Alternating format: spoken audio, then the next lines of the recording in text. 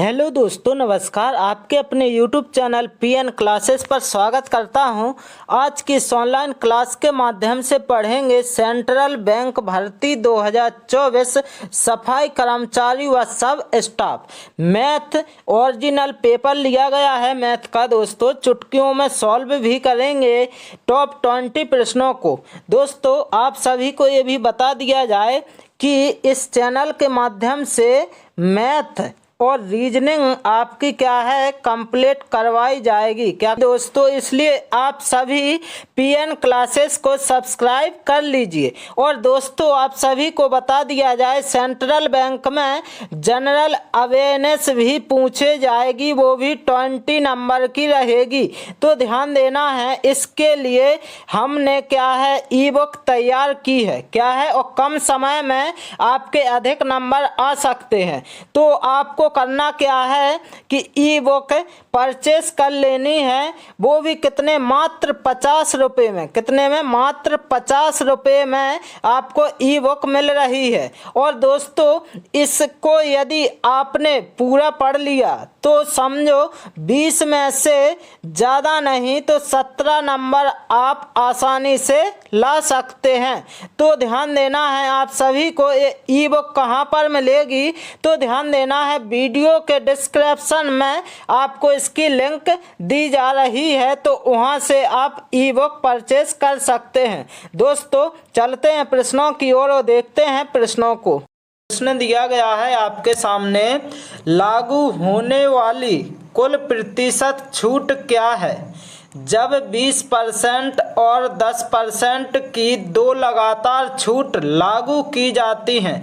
दोस्तों जब भी इस प्रकार से आपसे प्रश्न पूछा जाए तो आपको क्या करना है, इसकी शॉर्ट ट्रिक क्या है। इसकी शॉर्ट ट्रिक ये है कि आपको ध्यान देना है a प्लस b किया और इसके बाद क्या करना माइनस, और a इंटू में b और अपॉन में क्या करेंगे 100। आप इसमें क्या है मान रख देंगे, आपका आंसर आ जाएगा। तो कैसे, तो ध्यान देना है a का मान कितना है 20%, तो 20 हो जाएगा। इसके बाद क्या करेंगे प्लस करेंगे, इसके बाद b कितना दिया गया यहाँ पर 10%। अब आपको ये देखना है कि यहाँ पर इतना तो दिया गया, अब करेंगे आप क्या, तो ध्यान देना है यहाँ पर माइनस लगाया जाएगा। फिर a का मान कितना है 20 है, इसके बाद b का मान कितना दिया गया 10, और यहाँ पर क्या करेंगे 100 से भाग कर देंगे। अब आप क्या करेंगे काट देंगे, जैसे 1 0 2 0 1 0 2 0 कट गए। अब क्या बचा यहाँ पर 30 हो जाएगा, यहाँ पर -2 किया जाएगा,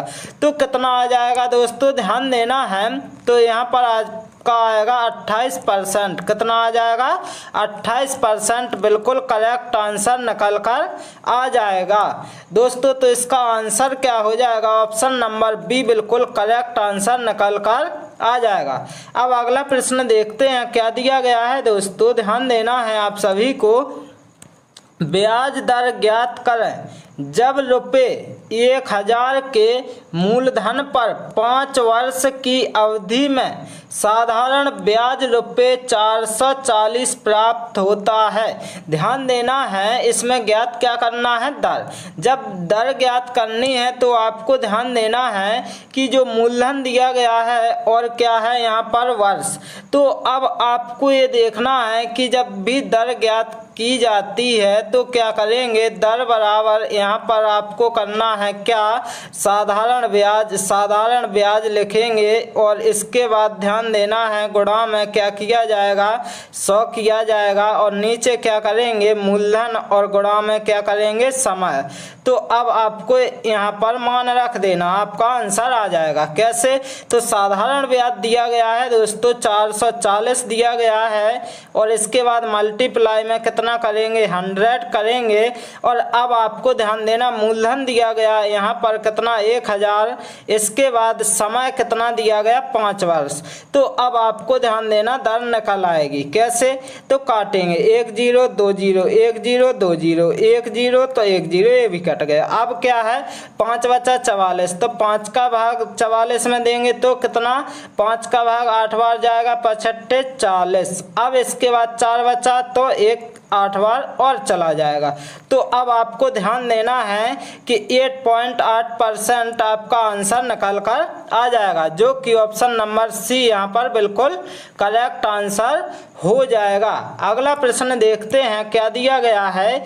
अगला प्रश्न है आपका, एक्स के पास बैंक खाते में ₹90.53 का शेष है। ₹67.14 जमा करने और ₹70.16 की निकासी के बाद शेष राशि क्या होगी। शेष राशि पूछी गई है, तो ध्यान देना है कि पहले कितने हैं खाते में, 90 कितने हैं 53, तो 90.53 पहले से है खाते में। इसके बाद कितने रुपए जमा किए, 67.14 और कर दिए जमा, तो कितने हो जाएंगे 67.14। अब आपको क्या करना है, पहले 90 थे, 90 पॉइंट कितने 53, अब 67 पॉइंट कितने हो गए 14, तो ये ऐड कर देंगे, क्या हो जाएंगे खाते में ऐड हो जाएंगे। तो कितना हो जाएगा, 3 और 4 7 और 5 1 6, इसके बाद दशमलव 7 के 7 और कितने हो जाएंगे ये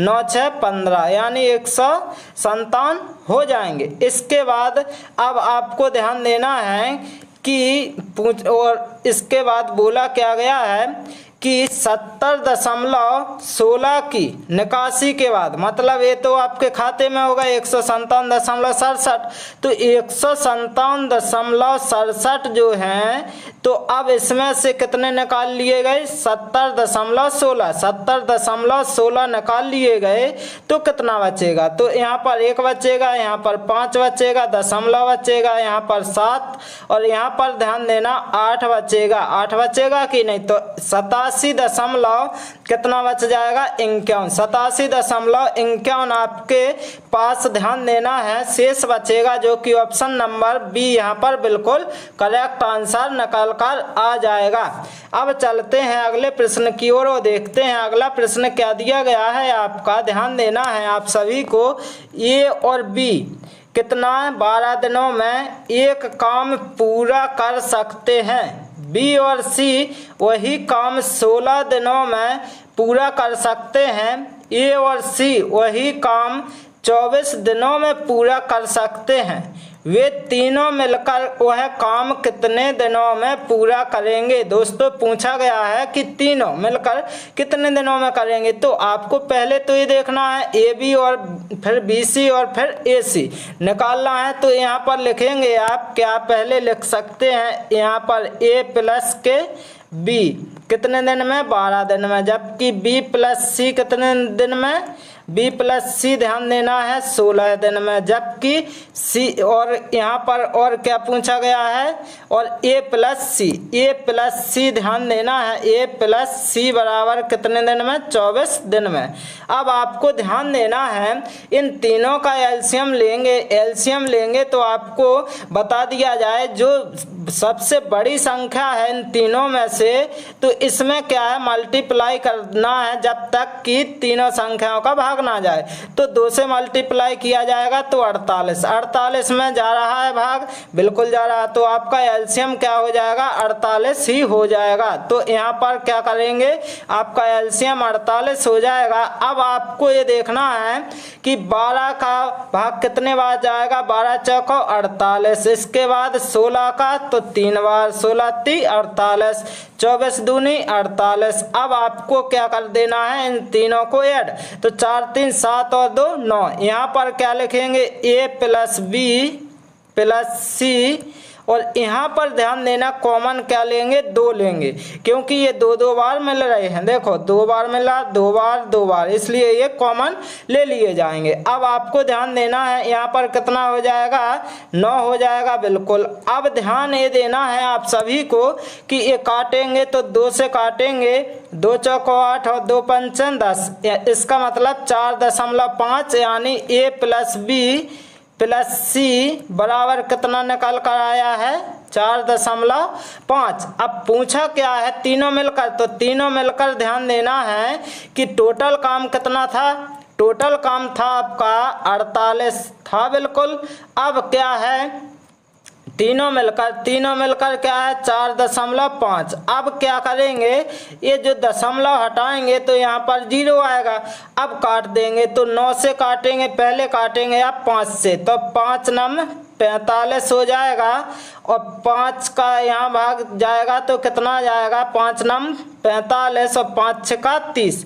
इसके बाद 3 से काटेंगे, 3 त्रिका 9 और यहाँ पर 3 त्रिका 9, 3 दूनी 6। अब 3 से काटेंगे, 3 मतलब हम कितने हो जाएंगे 30, यहाँ पर आ गया 2 बचा। अब क्या आ जाएगा, तिछिंग 18, इसका मतलब यहाँ पर क्या आ जाएगा 6 आएगा। तो यहाँ पर क्या कर देंगे 10.67, आपका आंसर बिल्कुल करेक्ट हो जाएगा। कितना हो जाएगा 10.67, जो कि यहाँ पर आपका ऑप्शन दिया गया होगा। तो ऑप्शन दिया गया आपका कौन सा, डी, जो कि बिल्कुल करेक्ट आंसर निकल कर आ जाएगा। अगला प्रश्न देखते हैं क्या दिया गया है दोस्तों। आपका अगला प्रश्न है आपके सामने, यात्रा पर गया एक आदमी पहले 120 किलोमीटर 60 किलोमीटर प्रति घंटा की गति से और अगले 120 किलोमीटर 80 किलोमीटर प्रति घंटा की गति से तय करता है। यात्रा की औसत गति क्या है। ध्यान देना, यात्रा की औसत गति पूछी गई है तो आप सभी को बता दिया जाए। यदि औसत गति पूछी जाए तो क्या करना है आपको, तो यहाँ पर 2xy और x + y आपको लगा देना है फॉर्मूला और आपका आंसर आ जाएगा। तो ध्यान देना है कि पहले कितना है 60 किलोमीटर फिर 80, तो इसी का खेल है। तो आपको करना क्या है, 60 करना है, 80 करना है, लेकिन ध्यान देना है यहाँ पर 2 लगा तो 2 लगा देना। और नीचे क्या करना है, 60 और 80 जब जोड़ा जाएगा तो कितना हो जाएगा 140 होगा, बिल्कुल हो जाएगा। तो 140 तो होगा। और अब आपको ध्यान देना है कि 2 गुणा में कितना होगा 60 और यहाँ पर 80 और इसके बाद ध्यान देना 140 हो जाएगा। और यहाँ क्या है, एवरेज जो है एवरेज चाल है दोस्तों, एवरेज चाल है ये। तो क्या हो जाएगा, अब काटेंगे 1 0 से 1 0 और यहाँ पर 7 से वो कितने 2 से 2 7 14 और 2 एकम 2। इसके बाद ध्यान देना है 8 6 48, इसका मतलब हो जाएगा 480 बटे में 7 हो जाएगा। तो 7 से काटेंगे तो 7 पने कितना हो जाएगा 35, 7 6 42 हो जाएगा, मतलब 6 बार जाएगा। तो 7 6 42 और 6 बचा तो क्या कितना हो जाएगा 7 8 56 हो जाएगा, 4 बचा तो 7 पने 35 हो जाएगा। और इसके बाद ध्यान देना 5 बचा तो 7 49, इसका मतलब 68.57 आपका आंसर आ जाएगा। कितना आ जाएगा 68.57 किलोमीटर प्रति हावर, बिल्कुल correct answer option number B निकल कर आ जाएगा। अगला प्रश्न देखते हैं क्या दिया गया है दोस्तों। ध्यान देना है आप सभी को, क्या दिया गया है, वह छोटी से छोटी संख्या कौन सी है जो 12 20 और 24 द्वारा विभाजित किए जाने पर प्रत्येक दशा में शेष 8 ही क्या है बचता है।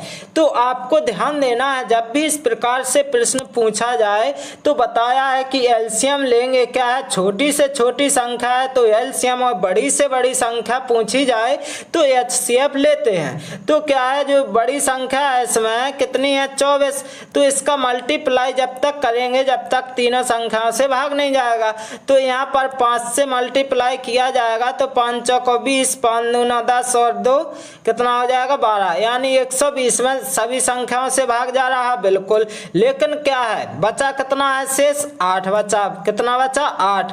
तो 120 तो आ गया आपका एलसीएम, जो कि आपको ध्यान देना है 12 और 20 और 24 से विभाजित होगी संख्या। इसके बाद ध्यान देना है 8 बचना चाहिए, तो इसमें क्या ऐड कर दें 8 ऐड कर दें तो कितना हो जाएगा आपका 128। यदि इस संख्या में भाग दिया जाएगा तो 8 शेष बचेगा। तो ऑप्शन नंबर बी बिल्कुल करेक्ट आंसर निकल कर आ जाएगा।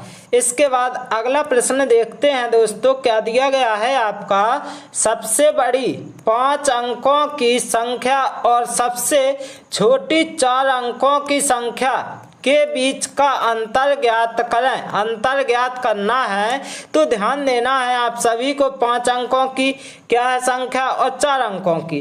तो ध्यान देना 5 अंकों की सबसे बड़ी संख्या, 5 अंकों की सबसे बड़ी क्या है, 5 अंकों की सबसे बड़ी देखना क्या हो जाएगी 9999।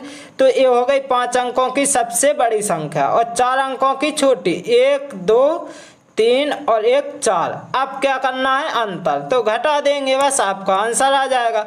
9 बचा 9 बचा 9 बचा 8 बचा और 9 बचा, मतलब कितना हो जाएगा 98,999। तो आपका आंसर क्या आ जाएगा ऑप्शन नंबर यहाँ पर सी बिल्कुल करेक्ट आंसर हो जाएगा। 98,999 बिल्कुल करेक्ट आंसर हो जाएगा। अगला प्रश्न देखते हैं दोस्तों, क्या दिया गया है 9 सेंटीमीटर त्रिज्या वाला एक गोला 3 सेंटीमीटर त्रिज्या वाले सिलेंडर के रूप में ढाला जाता है। सिलेंडर की ऊंचाई ज्ञात करें।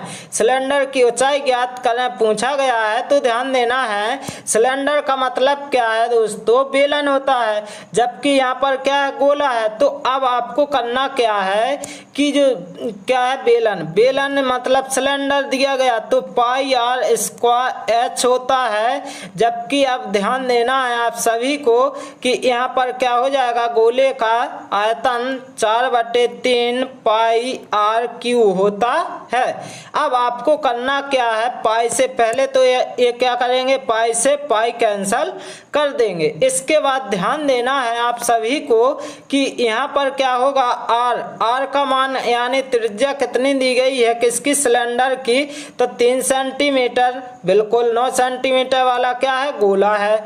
तो आपको ध्यान ये देना है कि r की जगह क्या हो जाएगा 3 का स्क्वायर हो जाएगा h का h बराबर 4 बट्टे क्या हो जाएगा 3 और r की जगह कितना 9 कितनी बार हो जाएगा 3 बार, क्योंकि r की घात कितनी 3।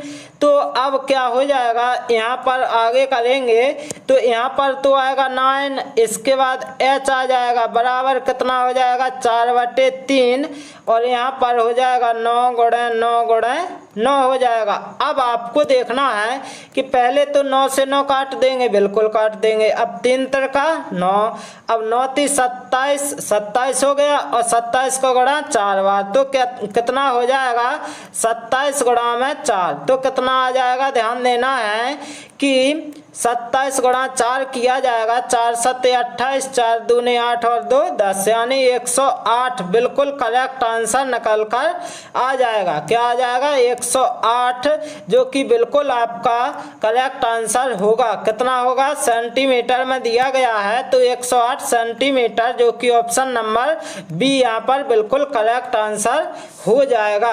अब चलते हैं अगला प्रश्न देखते हैं क्या दिया गया है। अगला प्रश्न है आपके सामने 10% वार्षिक ब्याज दर पर 3 वर्ष के लिए रुपये 2000 के मूलधन पर चक्रवृद्धि ब्याज और साधारण ब्याज के बीच का अंतर ज्ञात करें। अंतर ज्ञात करें पूछा गया है दोस्तों। ध्यान देना है आप सभी को कि कितने 10% से और यहाँ पर कितना है 2000 है। तो अब आपको ये देखना है कि अंतर पूछा गया है जब भी तो कितने मूलधन कितना दिया गया 2000 बिल्कुल दिया गया। तो यहाँ पर कर सकते 3 वर्ष के लिए है, बिल्कुल है। कितने वर्ष के लिए है 3 वर्ष, तो 3 वर्ष के लिए तो है, लेकिन ये मूलधन दिया गया आपका 2000 और दर कितनी 10%। 10% के क्या करेंगे आप तो 10% को और 3 वर्ष में बांटना है तो क्या करेंगे 1/10 हो जाएगी इसकी फ्रैक्शन। तो ध्यान देना है कि इससे काटेंगे तो यहाँ पर कितना मतलब 2000 का 10% कितना बनेगा 200 बनेगा, बिल्कुल बनेगा। इसी प्रकार 200 बनेगा, इसी प्रकार 200 बनेगा। इसका मतलब ये है ये पहले साल का है, ये दूसरे साल का और ये तीसरे साल का ब्याज है। अब आपको ध्यान देना है कि यहाँ पर आप क्या करेंगे 1/10, 200 का 10% कितना बनेगा 20 बनेगा, बिल्कुल बनेगा। इसके बाद 200 का 10% कितना बनेगा तो 20 बनेगा। तो यहाँ पर भी आप क्या करेंगे, 20 लिख देंगे। इसके बाद ध्यान देना है आप सभी को, यहाँ पर क्या हो जाएगा 1/10, 200 का कितना बनेगा, तो यहाँ पर आपको ध्यान देना है, यहाँ पर भी कितना 20 बनेगा। अब आपको ये ध्यान देना है कि यहाँ पर क्या हो जाएगा कि इसका 1/10 कितना बन जाएगा, तो कितना बन जाएगा, 2 बन जाएगा। कितना बन जाएगा, 2 बन जाएगा, या इसका कर लो कोई दिक्कत नहीं। तो अब आपको ध्यान देना है कि 20, 20 40, 20 60 और 2 62 आपका क्या हो जाएगा, डिफरेंस निकल कर आ जाएगा। किसका, CI और SI में अंतर आपका 62 हो जाएगा, जो कि ऑप्शन नंबर बी में दिया गया है। आपका ऑप्शन नंबर बी बिल्कुल करेक्ट आंसर हो जाएगा। अगला प्रश्न देखते हैं दोस्तों, क्या दिया गया है। यदि 264 को 31:13 के अनुपात में विभाजित किया जाता है तो छोटे भाग का मान क्या है। ध्यान देना है आप सभी को, जब भी 264 दिया गया है, लेकिन जब इन दोनों के अनुपात का क्या है 264, मतलब जोड़ेंगे तो कितना आएगा, तो इसका मतलब क्या है 44। 44 की वैल्यू कितनी दी गई है दोस्तों, तो ध्यान देना है आप सभी को 264, तो 11 चौको 44 और 11 दूनी 22, 11 चौको 44, 4 छिंग 24। अब ध्यान देना, एक यूनिट की वैल्यू माना कि कितनी 6 निकल कर आई। पूछा क्या है, छोटा भाग, तो 13 में जब 6 का मल्टीप्लाई किया जाएगा, जैसे 13 में 6 का मल्टीप्लाई कर देंगे तो कितना हो जाएगा, 13 छिंग 78। आपका आंसर ऑप्शन नंबर बी बिल्कुल करेक्ट आंसर हो जाएगा। अगला प्रश्न देखते हैं दोस्तों, क्या दिया गया है। और दोस्तों यदि आप सभी को ये क्लास अच्छी लग रही हो तो इस चैनल को लाइक शेयर एंड सब्सक्राइब करना ना भूलिएगा। और देखते हैं प्रश्न को, 7/16 और 7/48 में क्या अंतर है। ध्यान देना है क्या अंतर है दोस्तों, तो आपको बता दिया जाए कि 7/16 है, यहाँ पर बिल्कुल है, और अंतर की बात हो रही तो माइनस लगाएं, तो क्या है 7 यहाँ पर 48 हो जाएगा। अब आपको करना क्या है, इसमें आपको करना ये है कि यहाँ पर एलसीएम लेंगे तो कितना आएगा, 48 आएगा। तो 16 × 3 कितना 48, और 3 का यहाँ पर मल्टीप्लाई तो कितना हो जाएगा, 21 हो जाएगा।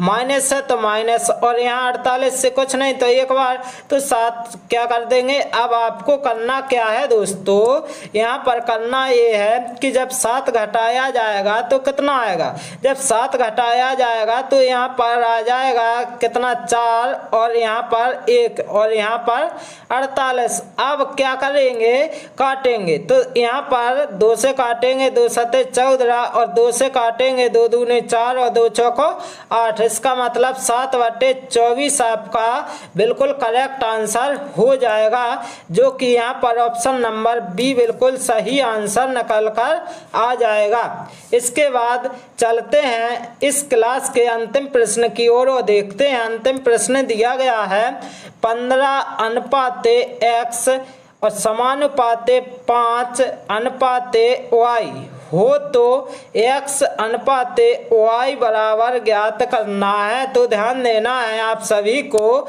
कि 15 और क्या है अनुपात, तो नीचे लिख सकते हैं बिल्कुल, बराबर लिख सकते हैं बिल्कुल 5/y। अब क्या है इसका बताना है मान, तो आपको ध्यान देना जो बराबर में काट सकते हैं, 5 एकम 5, 5 या 15, और आपको ध्यान देना इस प्रकार से मल्टीप्लाई हो जाएगा, तो 3y बराबर क्या हो जाएगा, x हो जाएगा। अब आप ये देखेंगे कि जब भी करेंगे तो y/x करेंगे बराबर, तो यहाँ पर y का मान 1 आएगा और x का मान कितना आएगा, 3 आएगा। अब पूछा क्या गया है प्रश्न में, x और y, तो x और y, पहले यहाँ पर क्या है y है, लेकिन यहाँ पर पूछा गया है x का, तो x का पहले कितना 3 होगा और y का 1 होगा, जो कि आपका बिल्कुल करेक्ट आंसर होगा 3:1। यहाँ पर आपका आंसर ऑप्शन नंबर सी बिल्कुल करेक्ट आंसर हो जाएगा। दोस्तों मैं आशा करता हूं कि आप सभी को यदि ये क्लास अच्छी लगी हो तो इस चैनल को लाइक शेयर एंड सब्सक्राइब करना ना भूलिएगा। Okay, thank you guys.